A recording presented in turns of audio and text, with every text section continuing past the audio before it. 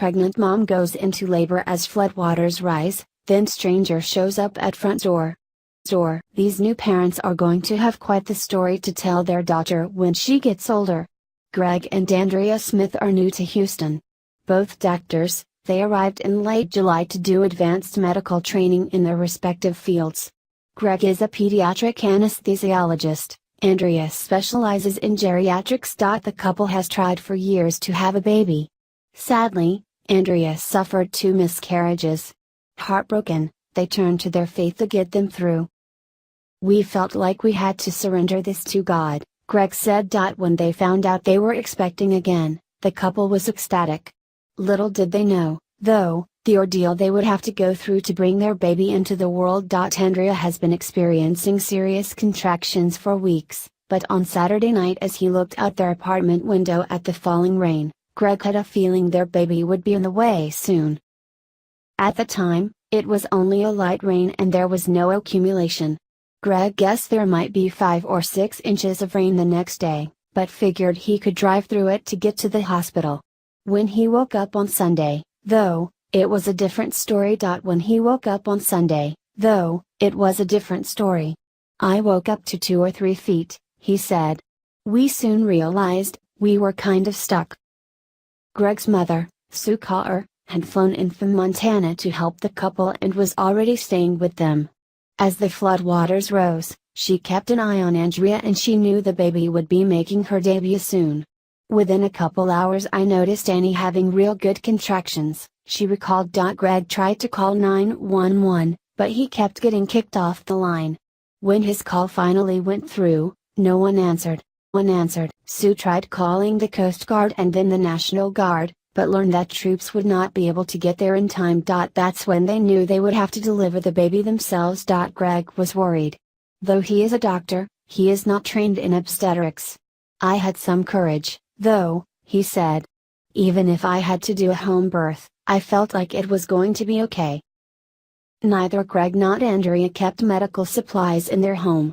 Thankfully, though, their apartment complex is home to many medical professionals who work at the nearby Texas Medical Center.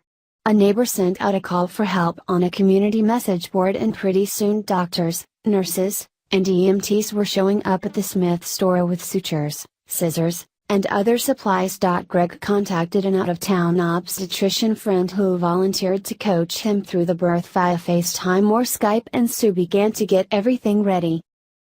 I boiled water over the stove, she said. I put the instruments in water, and put them out on a fresh paper towel to cool. She was proud of her son for the way he was handling the stressful situation. My son was cool, calm, and collected, she said. He was ready to deliver his child. As the water continued to get higher, a concerned neighbor who lived on the 2nd floor offered her apartment to be used as a delivery room.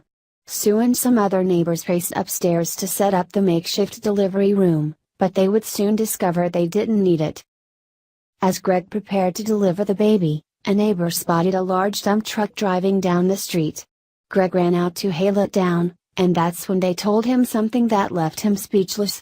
We're here for you, the people in the truck told the stunned dad-to-be. It turns out someone had contacted someone else whose father lived across the street from a fire station.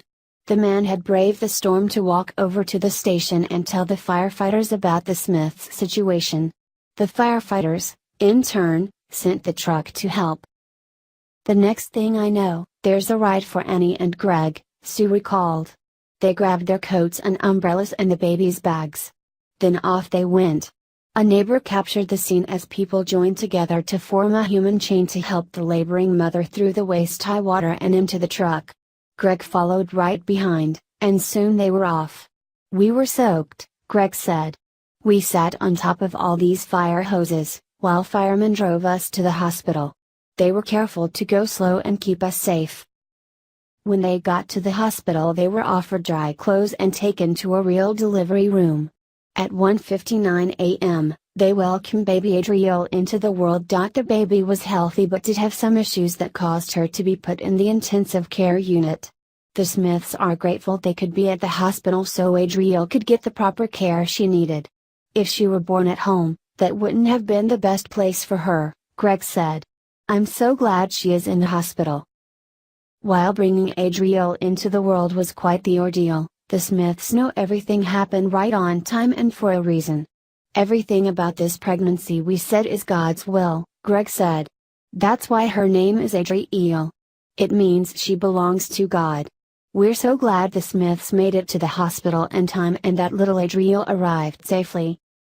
Had it not been for the joint efforts of so many neighbors and strangers, who knows what would have happened. If there is one thing we have learned during the horrible aftermath of Hurricane Harvey, it's that there are a lot of good-hearted heroes